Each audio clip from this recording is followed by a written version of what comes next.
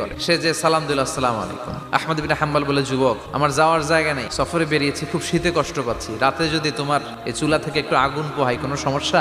যুবক বলে, না না সমস্যা না, আহলান ওয়া সাহলান, বসে আমদের আসেন আসেন, আপনি আগুন পোহাইলে আমার সমস্যা কি? আল্লাহ শুকরিয়া করে উনি বসলেন আর আগুন পোহাচ্ছেন। আর খেয়াল করলেন যুবক রুটি বানায় আর পরে আস্তাগফিরুল্লাহ, রুটির দলা বানায় পরে আস্তাগফিরুল্লাহ, খামির বানায় আর পরে আস্তাগফিরুল্লাহ, খালি এইটাই পড়তেছে। ইমাম আহমদ ইবনে হাম্বল তো অবাক, কিরে এটা আবার কেমন যুবক, খালি আস্তাগফিরুল্লাহ। উনি প্রশ্ন করলেন, যুবক ঘটনা কি? আসার পর থেকেই তোমার দেখতেছি তুমি রুটি বানাও, রুটি বিক্রি করো আর পড়ো আস্তাগফিরুল্লাহ।